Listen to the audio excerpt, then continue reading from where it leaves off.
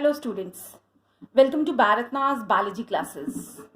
Class 12th, chapter number 2, sexual reproduction in flowering plants में हमने pollen tetrad तक पढ़ लिया था. आज हम पढ़ेंगे पोलन ग्रेन. पोलन टेट्राड इस प्रकार पिछली बार हम लोग इसको स्टडी किए थे और ये है डायग्राम पोलन टेट्राड की. ये पोलन टेट्राड, यहाँ 4 सेल्स है, चारों हैप्लॉइड है.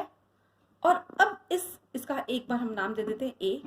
ये जो एक है ये, इसे हम बोल रहे हैं माइक्रोस्पोर और पोलन. और इसका दूसरा नाम हम कह सकते हैं मेल गैमेटोफाइट. ये जो एन, ये जो है क्रोमोसोम है. इसकी प्लॉइडी जो है वो एन है. अब इसका आगे फर्दर कैसे डेवलपमेंट होगा ताकि ये फर्टिलाइजेशन के लिए इफेक्टिव हो जाए, इसको हम स्टडी करेंगे. जैसे ये जो माइक्रोस्पोर है, इस माइक्रोस्पोर के बाहर मैं डायग्राम बना के दिखाती हूँ. कुछ लेयर हैं वो डेवलप होते हैं.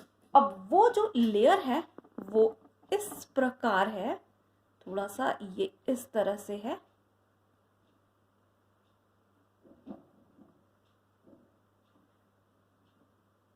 इस लेयर को हमने कंटिन्यूअस नहीं बनाया है.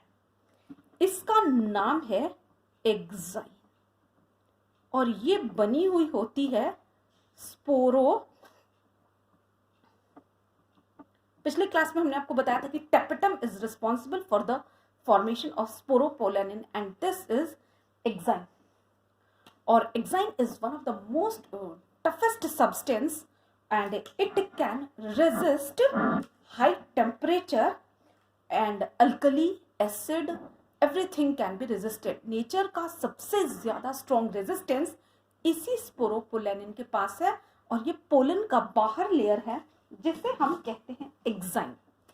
एक्साइन के अंदर एक लेयर है, ये मैं पीकॉक ब्लू से ड्रॉ कर रही हूं. ये जो लेयर है एक्साइन के अंदर, इसे हम बोलते हैं, ये है इंटाइन. अब intine is made up of cellulose and pectin. Cellulose और पेक्टिन वर्ड आपने हम लोग लोअर क्लास में 11th में पढ़ चुके हैं. एक्साइन जो है that is sporopollenin, very tough, resistant to acid, alkali, temperature, etc. means it is very much resistant to harsh climatic condition and this is indine. अब यहाँ पर कुछ आपको दिख रहा है, इसके अंदर जो ब्लैक कलर का लेयर है ये है साइटोप्लाज्म का बाहर का layer, that is plasma membrane. और ये जो एरिया है बीच में आपको गैप के फॉर्म में जो दिख रहा है, ये जो गैप दिख रहा है इसका नाम है जर्म पोर. इसका बेसिक सिग्निफिकेंस होता है जर्म पोर का, सपोर्ट्स पोलन ट्यूब फॉर्मेशन.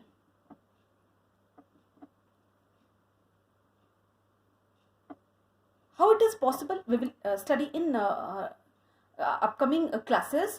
तो ये है स्ट्रक्चर और इसके अंदर जो न्यूक्लियाई है वो ये है and that is haploid in nature. अब सर्टेन ये स्ट्रक्चर है, स्ट्रक्चर को एक बार देख लेते हैं. Recapping, exine is very tough, it is made up of sporopollenin, it is very tough, resistant to acid, alkali, temperature. Intine is made up of cellulose and pectin. Exine is not continuous in nature, it has discontinuity and this discontinuity is known as germ pore. Germ pore supports the formation of pollen tube during the process of fertilization. It supports the fertilization process. अब आगे ये जो है जो pollen है इसकी हम study करेंगे. अब इसमें चेंजेस क्या आते हैं. अब यहाँ पर जो हमारे पास डायग्राम है ये पूरा का पूरा एक्साइन इंटाइन डेवलप्ड है. मैं अंदर के स्ट्रक्चर के साथ आपको समझा देती हूँ।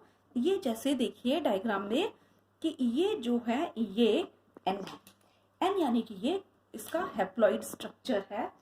It goes mitotic division. अब अगर ये माइटोटिक डिवीजन में जाता है, माइटोटिक डिवीजन में दो चीज होता है, that is karyokinesis and cytokinesis, और दोनों ही चीजें यहां पर ऑब्जर्व की जाती है।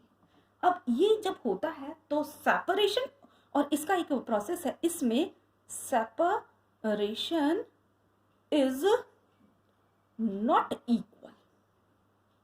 अब यानी कि जब ये जो है न्यूक्लियस ये डिवाइड होगा और कैरियोकाइनेसिस साइटोकाइनेसिस दोनों होने के बाद डिवीजन जो है वो इक्वल नहीं होता है। और अब जो है डायग्राम कुछ इस तरह से बन जाता है कि ये डिवाइड होने के बाद यहाँ पर एक है और एक यहाँ पर है और ये इक्वल नहीं है, और ये जो है इस तरह से डिवाइड हो गया, इसका साइटोप्लाज्म बन गया। अब यहाँ पे ये साइटोप्लाज्म जो बन गया, जो बड़ा वाला सेल है, इसका नाम है वेजिटेटिव सेल।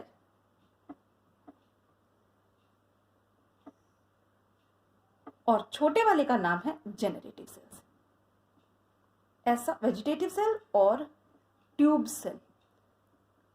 और मुझे लग रहा है ट्यूब सेल से आपको एक इंडिकेशन मिल रहा होगा कि ये जो सेल है tube cell, that helps in formation of pollen tube during the process of to support the process of fertilization। और generative है, that is responsible for the formation of new generation, and vegetative cells is highly food laden, और ये है nourishment के काम आता है। It is very rich in nutrient, so it helps in nourishment, and it is also known as tube cell, and this is known as generative cells। और बाहर का आप ध्यान दीजिए, यहाँ पर स्ट्रक्चर जो है इसके पास एग्जाइन तो है ही है, ये सारे स्ट्रक्चर्स वो कॉमन जो हैं पहले हमने इसको बना रखा है, और इंटाइन भी इसके पास डेवलप्ड है और जर्मपोर भी है।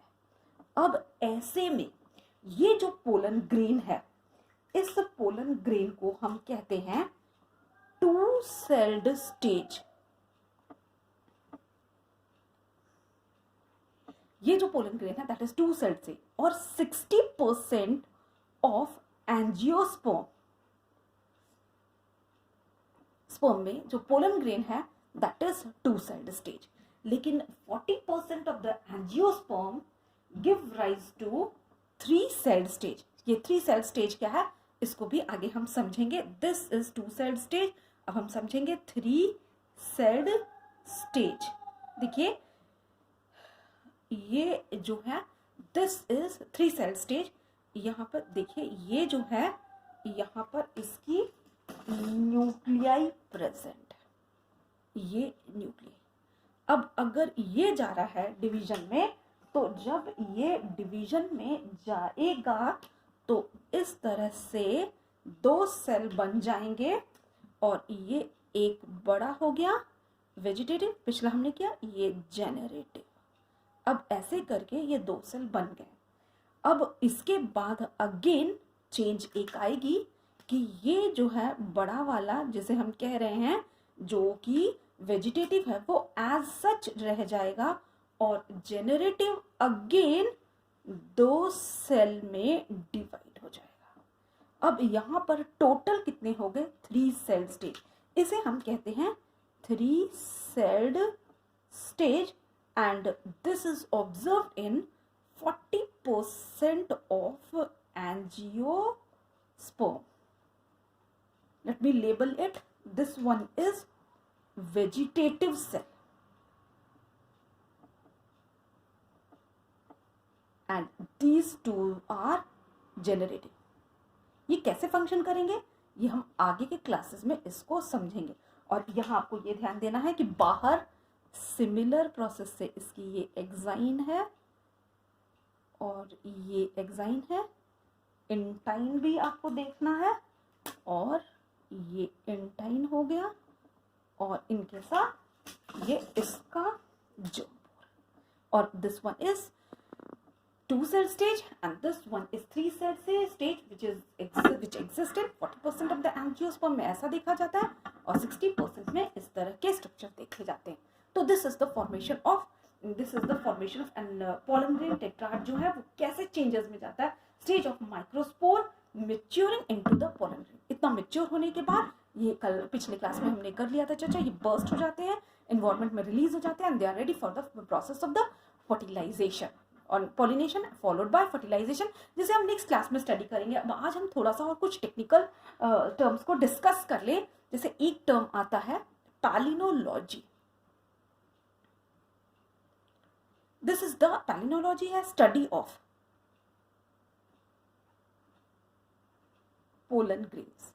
ये स्टडी ऑफ पोलन ग्रेन में इसकी स्ट्रक्चर, इसकी मॉर्फोलॉजी, ये सारे चीज को हम स्टडी करते हैं। अब पोलन ग्रेन के बारे में कुछ और भी जो जानकारी है वो ये है कि पोलन ग्रेन जो है कई बार सिवियर एलर्जी एंड कॉज कर देता है, रेस्पिरेटरी डिसऑर्डर। अगर पोलन जो है वो शेड हो रहा है नेचर में तो कई बार ये भी ऑब्जर्व किया जाता है किसी पर्सन को एस्थमा हो गया, ब्रोंकाइटिस हो गया, इस तरह के डिसऑर्डर्स भी ऑब्जर्व किए गए हैं और ये कहलाता है पोलन एलर्जी। और पोलन एलर्जी अगर किसी को होता है तो एक सिम्टम एग्जिस्ट करती है हे फीवर।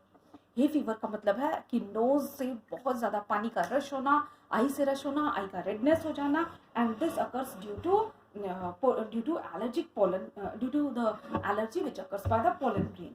अब यहाँ पे रेस्पिरेटरी डिसऑर्डर, एस्मा, ब्रोंकाइटिस इस तरह से भी देखा गया है। अब एक जो है एक कैरेट ग्रास है जिसे हम कहते हैं पार्थेनियम। पार्थेनियम और कैरेट ग्रास, ये हमारा एक एक्सोटिक प्लांट है जिससे कि वीट हम इंपोर्ट किए थे तो ये वीट के साथ ये पार्थेनियम आ गया था। मतलब कि इंडिया का ये ओरिजिनल नहीं है, this is an exotic plant और it came to India with imported wheat and it is ubiquitous, यानी कि सब जगह ये डिस्ट्रीब्यूटेड है और एक बहुत बड़ा एलर्जन का काम करता है और न्यूमरस पॉपुलेशन को इससे एलर्जी होती है और ये फिर अगेन आ जाता है कि allergy which is caused due to the pollen grain. तो इस तरह का भी केसेस ऑब्जर्व किया गया है। अब पोलन ग्रेन जो है न्यूट्रिएंट पे बहुत रिच होते हैं। अगर न्यूट्रिएंट पे रिच है तो इसे फूड सप्लीमेंट बनाया जाता है और वेस्टर्न कंट्रीज में, मोरओवर इंडिया में भी इसके टैबलेट्स एंड सिरप्स बनाए जाते हैं जो कि अवेलेबल है मार्केट में। एनसीईआरटी में देखिए डायग्राम बहुत अच्छे से दिखाया हुआ है पेज नंबर 24 में। ये पोलन ग्रेन फ्रॉम इंग्लैंड और ये पोलन प्रोडक्ट्स है, इसके सिरप्स हैं, इसके टैबलेट्स हैं which is consumed by children's है, एथलीट्स है and it is highly nutritive in nature. अब पोलन जो है, अब पोलन शेड हो जाता है, इसके बाद प्रोसेस होती है फर्टिलाइजेशन की और फर्टिलाइजेशन अगर नहीं होगा तो सीड नहीं फॉर्म होंगे। तो ऐसे केसेस में ये भी देखा गया है कि समटाइम्स पोलन की विएबिलिटी अगर कम है, अगर पोलन की विएबिलिटी कम है तो ये मर जाएगा। कुछ केसेस में सीरियल्स में, वीट और राइस में इसकी वायबिलिटी यानी जीने की क्षमता 30 मिनट्स की होती है कि अगर 30 मिनट्स में अगर ये नहीं पोलिनेट हुआ, नहीं फर्टिलाइज हुआ तो ये मर जाएगा और प्रोसेस जो है रुक जाएगा। लेकिन किसी मेंबर्स में जैसे रोजेसी, लेग्यूमिनेसी, सोलानेसी में ये 6 around maintain viability for months, 5 to 6 months, इतनी ज्यादा विएबिलिटी होती है और इसमें है पोलिनेशन है, आराम से हो जाए, वायबल है तो बाद में भी हो जाएगा तो कोई दिक्कत नहीं है। वायबिलिटी पर डिपेंड करता है कि पोलिनेशन किसी भी समय हो जाए, अगर इसकी वायबिलिटी है तो लेटर फेज में भी हो जाएगा। अब पोलन को प्रिजर्व भी किया जाता है। पोलन को प्रिजर्व जो हम करते हैं वो लिक्विड नाइट्रोजन जिसका टेम्परेचर 196 डिग्री सेल्सियस होता है, इसे प्रिजर्व किया जाता है इस टेम्परेचर में। इस टेम्परेचर में प्रिजर्व करके इसे क्या किया जाता है, स्टोर कर लेते हैं और स्टोर करने के बाद साइंटिस्ट इसमें रिसर्च और पोलिनेशन और ब्रीडिंग प्रोग्राम्स में ये सपोर्ट करता है और इस तरह के फंक्शनल एक्टिविटीज जो हैं किए जाते हैं। जिस तरह से कि सीड बैंक्स होते हैं, पोलन बैंक्स जो है ये भी क्रिएट किया जाता है एंड पोलन्स आर स्टोर्ड। तो आज के लिए इतना ही, थैंक्स। नेक्स्ट क्लास में हम पढ़ेंगे pistol, megasporangium, ovule and embryo sac.